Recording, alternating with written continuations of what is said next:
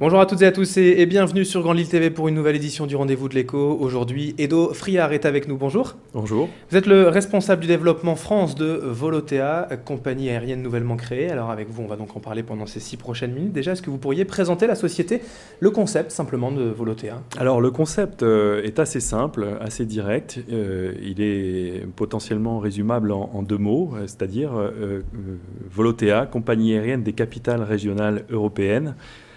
Donc compagnie low cost, bien évidemment, ça c'est la première chose, mais compagnie qui souhaite développer des liaisons qui sont peu ou pas développées au départ des capitales régionales. Alors au niveau de l'historique, on l'a dit, c'est tout récent comme société. Si vous deviez vraiment rappeler un peu l'histoire quand même de la société. Alors l'histoire, elle remonte bien en amont, hein, puisque bien évidemment pour financer, avoir des partenaires financiers solides d'une compagnie aérienne, il faut bien évidemment s'y reprendre longtemps à l'avance pour créer une compagnie aérienne. Ça demande beaucoup d'énergie. L'histoire récente de la compagnie, puisqu'elle a obtenu son certificat de transporteur aérien en début d'année 2012, en janvier 2012 notamment, et elle a débuté réellement ses opérations en avril 2012, donc le 5 avril, à l'occasion du lancement de notre première base d'activité européenne qui est sur l'aéroport de Venise Marco Polo. Et aujourd'hui, la société, la compagnie est notamment basée à Lille.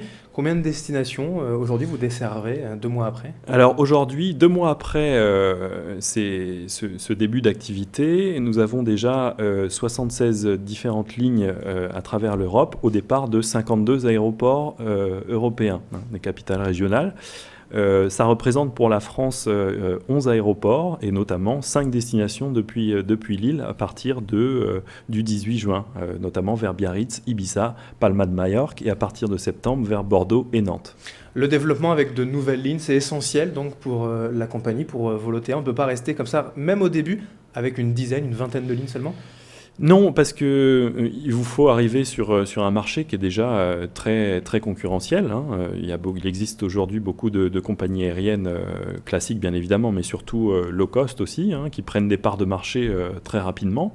Dans notre stratégie de développement de lignes peu ou pas développées ou d'aéroports régionaux à développer, c'est complètement en phase avec ce qui reste à faire en Europe. On a notamment analysé plus de 500 lignes à travers l'Europe qu'on pourrait développer dans les années qui viennent. Aujourd'hui, il nous fallait débuter quand même avec un développement assez important pour pouvoir prendre des parts de marché le plus rapidement possible. Aujourd'hui, en France, le TGV est un sérieux concurrent, évidemment. J'imagine que l'étude de marché a été faite, des compagnies, ou en tout cas des destinations comme Nantes, Bordeaux, au départ de Lille, ça a un vrai intérêt? Ça a un réel intérêt pour des gens qui sont à la recherche d'une manière simple et efficace de voyager. Et c'est aujourd'hui ce que Volotea souhaite proposer aux consommateurs régionaux, et notamment de la métropole lilloise. Bien évidemment, se rendre à Nantes et à Bordeaux en tarif aérien aujourd'hui coûtait très cher, ou en prenant des modes de transport alternatifs, ça prend énormément de temps. Donc le concept réellement de Volotea, je le répète, c'est de relier des métropoles régionales entre elles. Voilà. Et en ce sens, il y a un seul moyen de développer et de stimuler un trafic qui est aujourd'hui auquel les moyens de transport alternatifs ne peuvent pas répondre, c'est d'être une compagnie low cost. Sans proposer des tarifs low cost, vous ne pouvez pas stimuler l'attente des consommateurs pour voyager. Malgré tout, le low cost, c'est un peu quand même la baisse des services. Le low cost aujourd'hui, je crois que c'est un modèle qui est très éprouvé et apprécié par les consommateurs, dans le sens où ils peuvent se rendre facilement et bien évidemment pour pas cher sur une destination. Partant de ce constat-là, évidemment, Volotea est une compagnie low cost, mais elle souhaite quand même apporter le premier des atouts de Volotea, compagnie low cost, c'est d'offrir des trajets directs, simples, efficaces et pas chers aux consommateurs. Sorti de là, bien évidemment, on souhaite aussi chez Volotea être la compagnie des régions, des capitales régionales. Et en cela, on souhaite aussi mettre en place un certain nombre d'attributs qualitatifs, comme l'attribution des sièges, par exemple. Dans les principales compagnies low cost, il faut se lever 1 heure avant l'embarquement, je veux dire, pour rentrer le premier dans l'avion.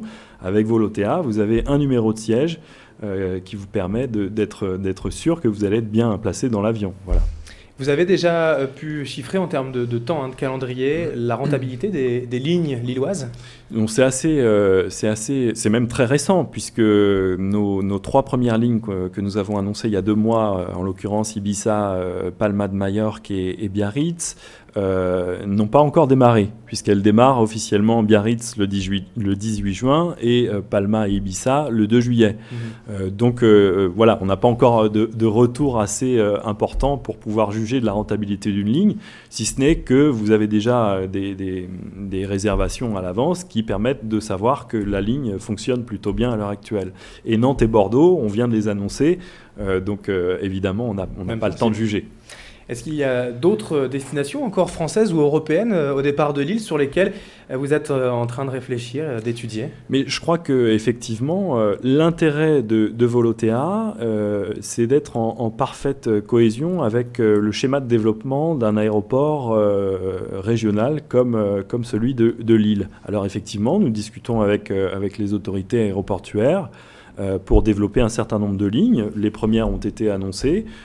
Bien évidemment, il faut aller dans l'intérêt de Volotea, aller dans l'intérêt de l'aéroport de Lille et surtout dans l'intérêt des consommateurs. Donc ça, c'est le premier des objectifs de Volotea.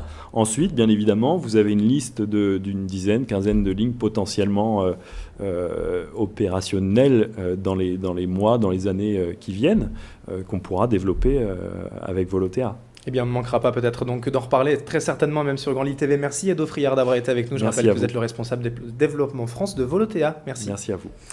Et merci à toutes et à tous de nous avoir suivis pour ce rendez-vous de l'écho. L'info continue dans un instant sur Grand Lille TV.